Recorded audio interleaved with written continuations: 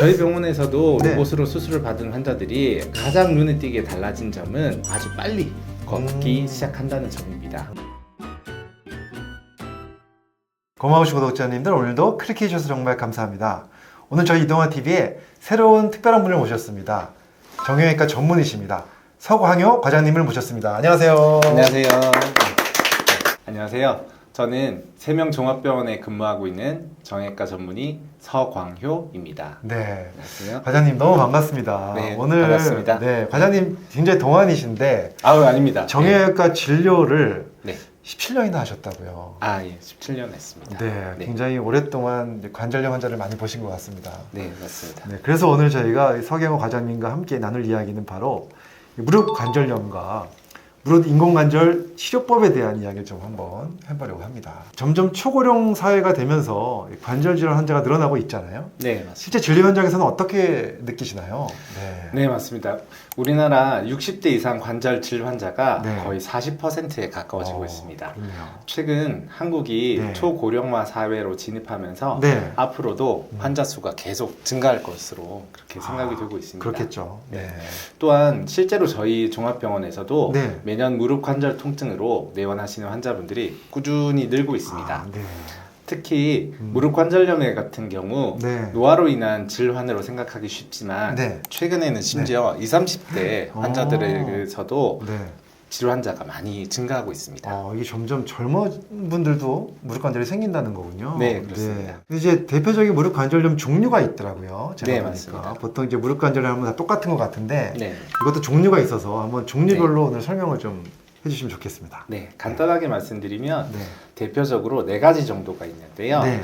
우선 무릎 관절염으로는 퇴행성 관절염, 네. 류마티스 관절염, 네. 화농성 관절염, 네. 그리고 외상성 관절염이 있습니다. 아, 4가지. 네, 먼저 가장 많은 수를 차지하는 퇴행성 관절염은 네. 나이가 많아지시고 네. 관절 사용을 반복적으로 하게 되면서 네. 연골이 다르면서 생기는 가장 흔한 형태의 질환입니다.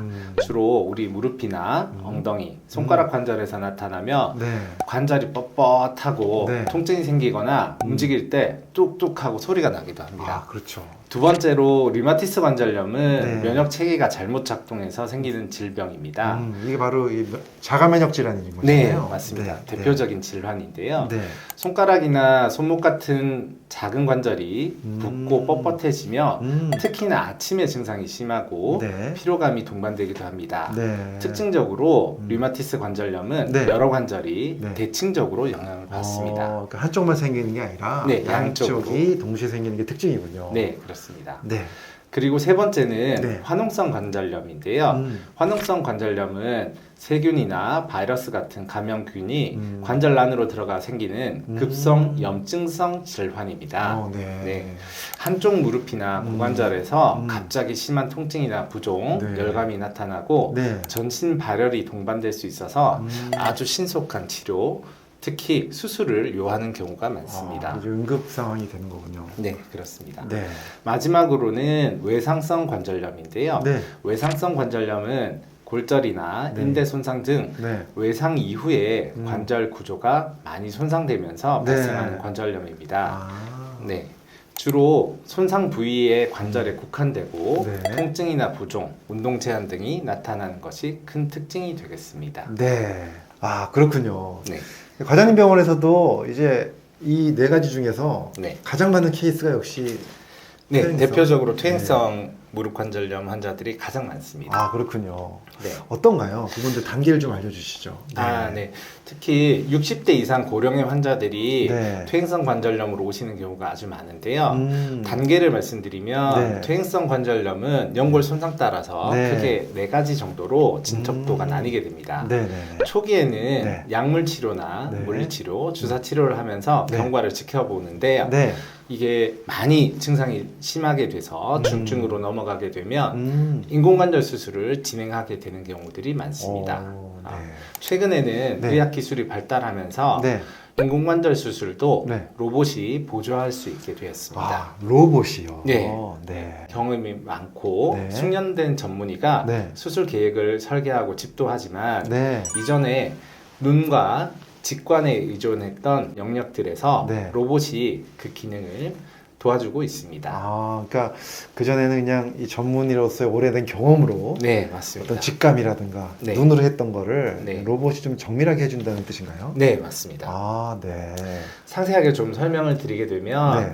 햅틱 기능을 가진 네. 로봇 팔이 네. 사전에 계획한 범위를 아주 그대로만 절삭할 수 있게 해주는 방법인데요. 이럴 경우는 주변 근육이나 인대 같은 조직이 훨씬 더 덜 손상되기 때문에 네. 그만큼 환자 회복의 속도도 빨라지게 됩니다. 그럼 지금 병원에서 도입해서 하고 계신 거죠? 네, 맞습니다. 네. 그래서 저희 병원에서 이미 사용하고 있는 로봇 네. 시스템은 네. 이미 전 세계적으로 200만 건 이상의 수술 케이스를 확보했고 네. 무릎 인공관절 전치환술, 네. 무릎 인공관절 부분 치환술, 네. 심지어 고관절 전치환술 세 분야에서 네. 모두 네. 미국 FDA 승인을 받은 시스템이라 아. 최근 네. 중증 퇴행성 관절염으로 인공관절 수술을 고민하시는 분들께 음. 아주 좋은 대안이 될 것으로 생각하고 있습니다. 아, 그렇군요.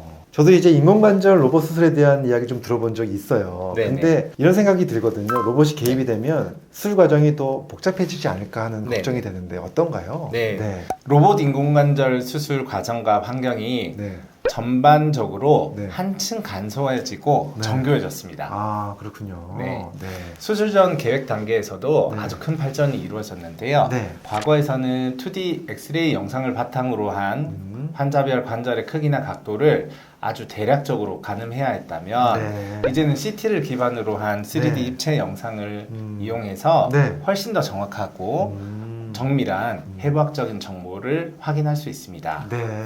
덕분에 예전에는 보기 어려웠던 네. 관절의 아주 미세한 구조까지 정확하게 분석할 수 있고 음. 인공관절의 삽입 위치와 네. 각도도 네. 환자에 꼭 맞게 계획할 수 있게 되었습니다. 네. 수술 과정에서도 네. 많이 달라졌는데요. 네. 기존 방식의 인공관절 수술에서는 네. 대퇴골에 네. 절삭 가이드를 의사가 이렇게 직접 고정한 뒤에 아. 의사가 수동으로 뼈를 깎는 방식이 일반적이었다면 네. 지금 이용하는 로봇 시스템이 도입되면서 네.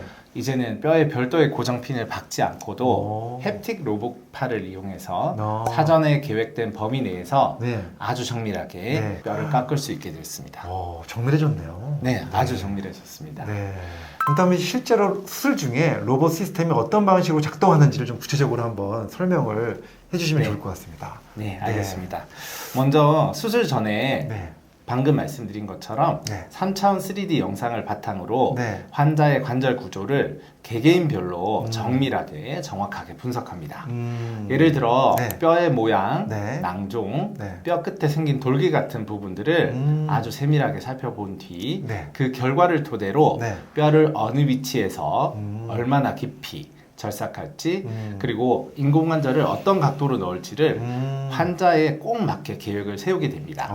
네. 그 다음에 수술 중에는 로봇 시스템이 이 음. 계획대로 정확하게 뼈를 깎도록 도와줍니다. 음. 그 과정에서 가장 큰 역할을 하는 것이 바로 로봇 팔인데요. 로봇 팔. 네. 네. 이 로봇 팔에 탑재된 햅틱 기능이 네. 사전에 설정한 가상의 경계를 벗어나지 않도록 실시간으로 제어를 해주기 때문에 뼈나 주위의 근육, 인대 등의 불필요한 손상을 막을 수 있습니다.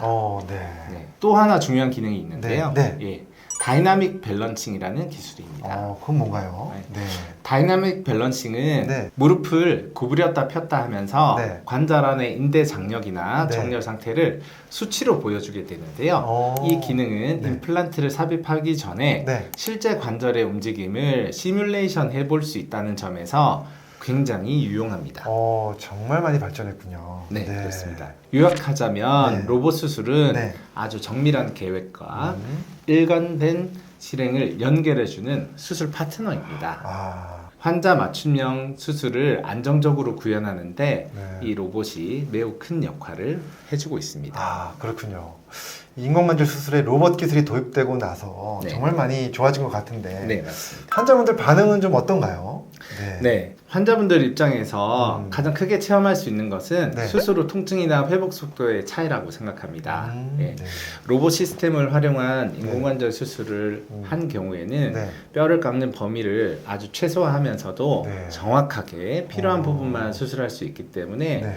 주변의 손상을 줄이고 네. 염증 반응도 굉장히 줄일 수 있게 됩니다. 아, 이런 점은 네. 수술 직후에 네. 통증의 감소, 출혈량의 감소, 네. 회복 시간의 단축 등으로 이어지게 됩니다. 아, 그렇군요. 또 하나 중요한 부분은 네. 정렬의 정확도입니다. 정렬. 네. 네. 네, 무릎 인공관절 수술에서 뼈와 인공관절의 위치가 조금만 이렇게 어긋나게 되더라도 인대에 무리가 가거나 네. 인공관절이 굉장히 빨리 닳게 될 수 있습니다. 아, 따라서 재수술을 요하는 경우가 생길 수 아, 있습니다. 그러면 안 되죠. 네. 하지만 이 네. 로봇 수술은 네. 이 정렬을 수치로 아주 정확하게 맞출 수 있어서 오. 수술 결과가 훨씬 더 안정적이고 예측하기 쉬워졌습니다. 그렇군요. 네, 그래서 환자들도 일상생활로 굉장히 빨리 돌아올 수 있고 네. 수술 후 관절이 훨씬 자연스럽고 편하게 움직인다고 말씀을 많이 하십니다. 네, 실제로 제 환자분들 같은 경우에는 네, 네. 수술 후에 어. 걷는 것이 편하고 좋아졌다 어. 이렇게 말씀하시는 환자분들이 많습니다. 아, 네. 네, 저희 병원에서도 네. 로봇으로 수술을 받은 환자들이 가장 눈에 띄게 달라진 점은 아주 빨리 걷기 시작한다는 점입니다.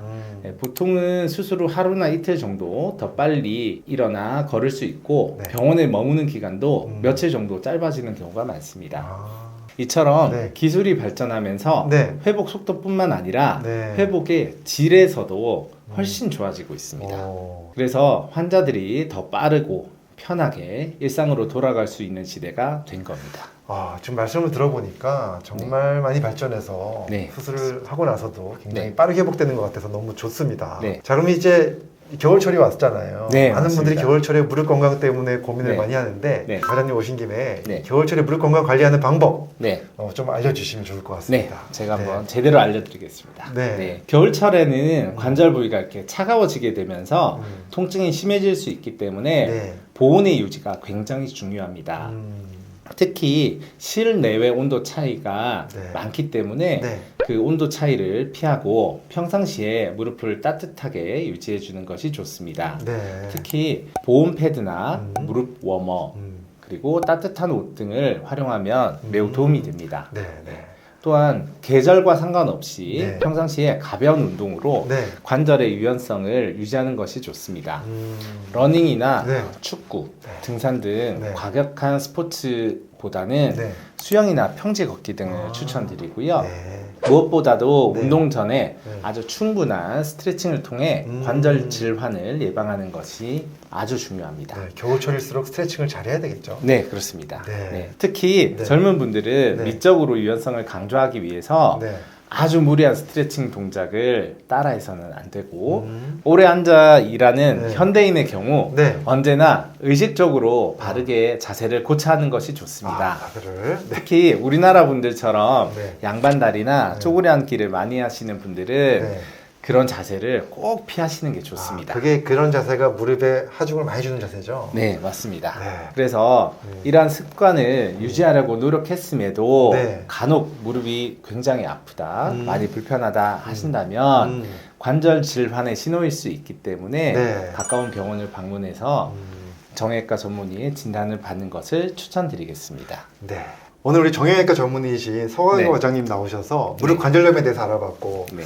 또 새로운 수술, 네. 인공관절 수술 중에서도 로봇 수술에 대해서 오늘 네. 자세하게 알아봤습니다. 네. 굉장히 많이 발전했고 환자분들한테 큰 도움이 될 것 같습니다. 네, 실제로도 그렇습니다. 네, 너무 감사드리고요. 다음에 네. 또 기회가 되면 우리 서광희 과장님 모시고 또 좋은 이야기 들어보도록 하겠습니다. 과장님 너무 수고 많으셨습니다. 감사합니다. 네, 감사합니다.